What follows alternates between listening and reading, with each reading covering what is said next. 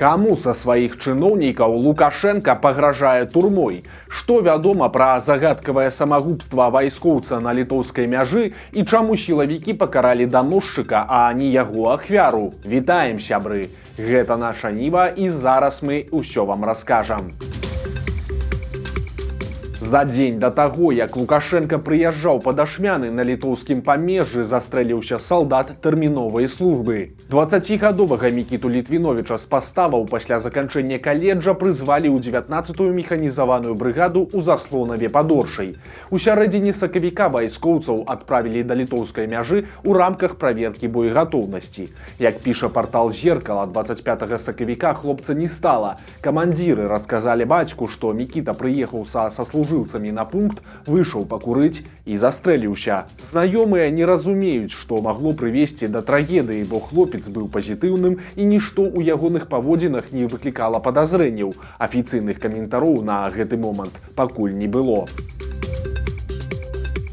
Лукашенко пагражае турмой губернатару і генералу. Учора мы расказвалі пра ягоную паездку пад літоўскую граніцу. Як звычайна пасля афіцыйных ваяўнічых заяў у прапагандзе сталі з'яўляцца і іншыя дэталі. Аказалася, што акрамя гусеніц танкаў НАТО, што пастаянна бразгаюць, Лукашэнку хвалююць і больш мірскія пытанні кшталту пасяўной і уборачнай.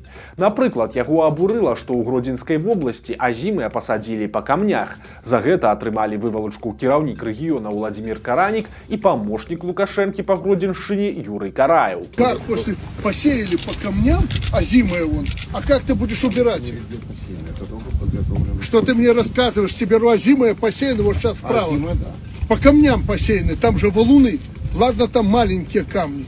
Я не ожидал, что у вас в Гродненской области такое безобразие. Былому міністру ўнутраных спраў Лукашенко наогул прыгразіў турмой за неналежную падрыхтоўку палёў. Как вы работаете? Хорошо. Вот за вас хорошо, и тебя его в тюрьму посадить. Да? Ты видишь, он посеял по камням. И там пойдет сейчас комбайн по уборке.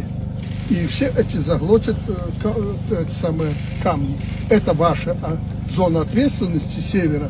Это, разница катастрофическая. Лукашенко зноў гуляецца ў моцную руку і пагражае ператрахам сваім набліжаным. І наогул цікава, што парадку ў сельскай гаспадарцы ён чакае ад доктара-губернатара і міліцыянера-памочніка. Але чым далей, тым падобныя пагрозы выглядаюць усё больш і больш недарэчна. Акрамя таго, свайму пулу журналістаў Лукашенко пахваліўся тым, як сэканоміў на палёце першай беларускай касманаўткі дзесяткі мільёнаў даляраў. Ён расказаў, што палёт у космас – добры іміджавы крок, які дазваляе паказаць, што Лукашэнкаўская Беларусь, цытата, сапраўды касмічная дзяржава, якая здольная выхаваць і запусціць у космас нават жанчыну. Праўда, з наступных сказаў выявілася, што расіяне былі ініцыятарам палёту менавіта жанчыны. Больш за тое, Расія ўзяла на сябе фінансаванне падрыхтоўкі і запуску лукашэнкаўскай касманаўткі. Путин молодец, помог, они профинансировали подготовку и запуск. Это, я вам скажу, не дешевое мероприятие. Обошлось бы к 70 миллионам долларов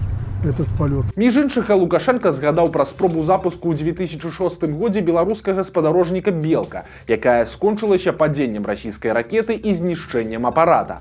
Вялікія выдаткі Беларусі, маўляў, тады таксама ўдалося перакласці на плечы багатых расейцаў. Цікава атрымліваецца, што Беларусь здольная запусціць што заўгодна і каго заўгодна, але толькі за чужы кошт. Дзікая гісторыя з Расіі з удзелам беларуса. Ён трымаў на ланцугу сваю 12гадовую дачку. У Санкт-Петербургу ў бальніцу трапіла дзяўчынка-падлетак, якая расказала дактарам пра тое, як жыве, пасля чаго яе забралі ў прытулак, а сілавікі заняліся ейным бацькам. Расійскія СМІ сцвярджаюць, што 42гадовы Мікалай Тимофеев, які прыехаў у Расію з Беларусі, цягам апошняга года прышпільваў сваю дачку на ланцуг, каб тая не магла хадзіць гуляць. Таксама ён часта біў дзяўчынку і не даваў ёй ежы. Свае дзеянні Тимофеев тлумачыў тым, што такім дзікім спосабам ён ратаваў дзяўчынку ад паўтарэння лёсу яе маці, якая моцна піла. Пасля чарговага сямейнага канфлікту дзіця ударылася рукой і трапіла ў бальніцу. Пільнасць дактароў дазволіла яе ўратаваць. Цяпер бацьку будуць судзіць па артыкуле катавання. Яму пагражае ад 3 да 7 гадоў за кратамі. Рэдкая гісторыя. За данос пакаралі яго аўтара. Адзін з міліцэйскіх тэлеграм-каналаў расказаў пра сямейную драму, у якой былі даносы шантажом, а цяпер будзе і крымінальная справа. Мужчына шантажаваў былую жонку злівам інфармацыі пра яе ўдзел у пратэстах 20-го года. Фота жанчыны з бел-чырвона-белым сцягам ён нават адправіў на яе працу, але ахвяра шантажу згуляла на апераджэнне. Сілавікі сцвярджаюць, што яна сама прыйшла ў міліцыю і расказала пра свой удзел у пратэстах, а таксама яшчэ пра адзін момант, што на акцыях яна была не адна, а якраз з былым мужам, тым самым, які і напісаў на яе данос. Пасля таго жанчыну нібыта адпусцілі, а мужчыну наадварот затрымалі, дакінуўшы яму на словах, акрамя палітычных артыкулаў, яшчэ і абвінавачванні ў незаконным захоўванні зброі і боепрыпасаў. Наколькі можна давяраць інфармацыі сілавікоў, не ясна, але нават яны часам не ўхваляюць даносаў. Загадкавая смерць падлетка адбылася ў Смаргоніі. Там 15-гадовы хлопец пайшоў прымаць ванну і здарылася бяда. Калі бацькі зразумелі, што сын доўга не выходзіць, то ўзламалі дзверы і ўбачылі падлетка нежывым пад вадою. Што здарылася, пакуль не зразумела, але сям'я характарызуецца станоўча. Ды і сам юнак добра вучыўся і займаўся спортам. Да свайго 16-га дня народзінаў хлопец не дажыў усяго толькі тыдзень. У Польшчы ледзь не зарэзалі беларускую стрыпцізёрку. Здарэнне адбылося ў Катавіцах. 27-гадовы хлопец зняў адзін з пакояў у стрыптыз-клубе і запрасіў туды 26-гадовую танцорку.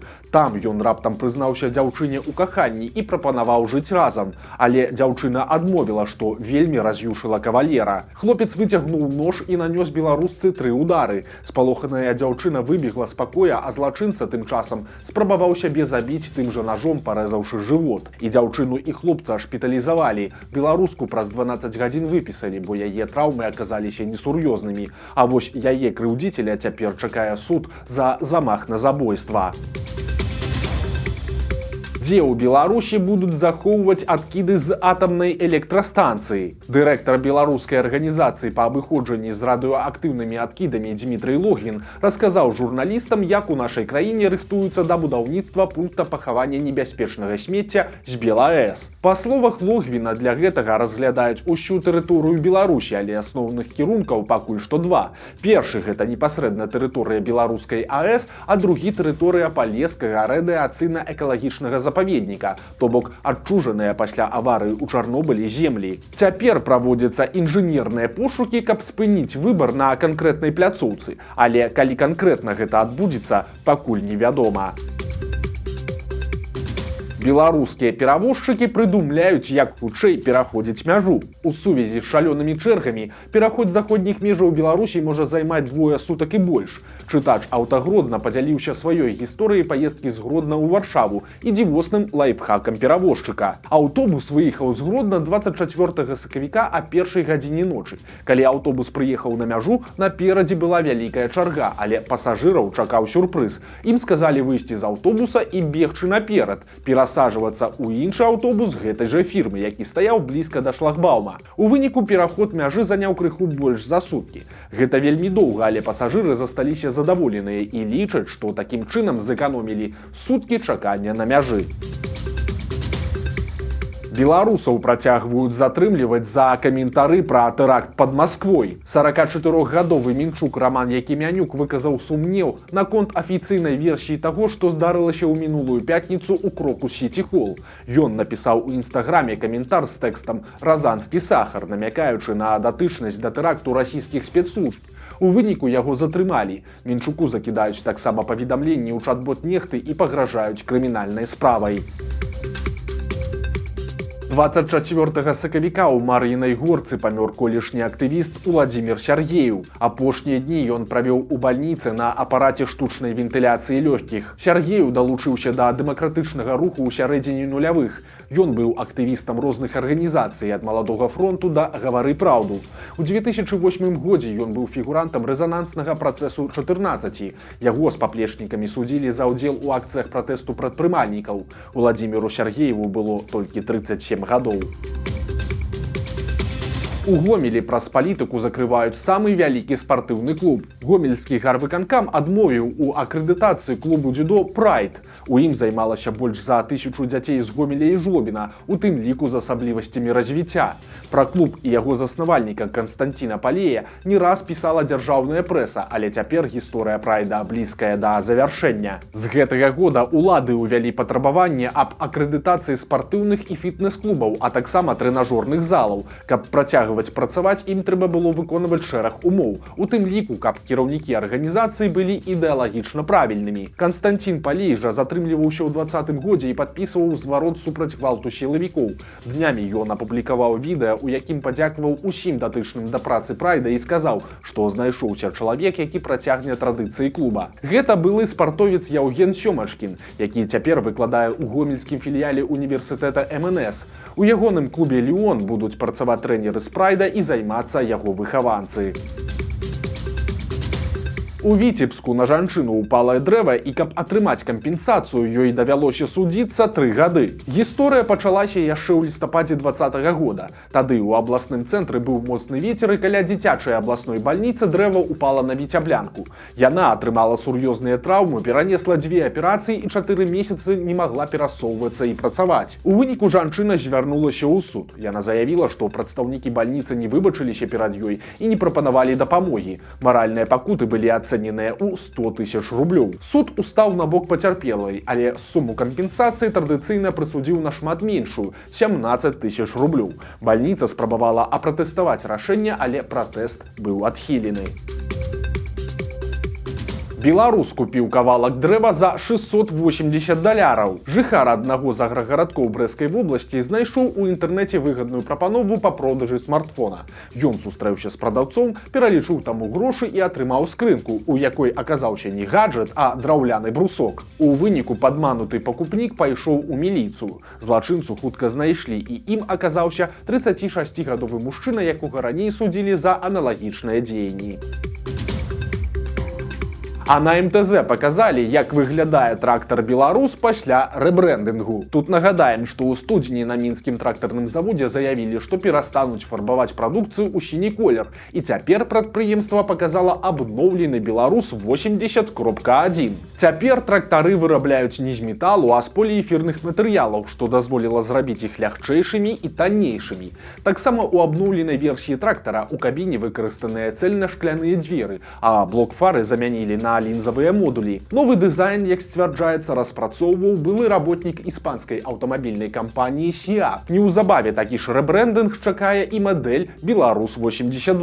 Новыя трактары выпусцяць у серыйную вытворчасць на працягу гэтага года. Вось такія навіны серады. Падпісывайцеся на канал, стаўце лайкі альбо дызлайкі і выказвайце заўвагі ў каментарах. І, канешне, чытайце нашу Ніву, глядзіце нашу Ніву і любіце Беларусь. Да сустрэчы заўтра!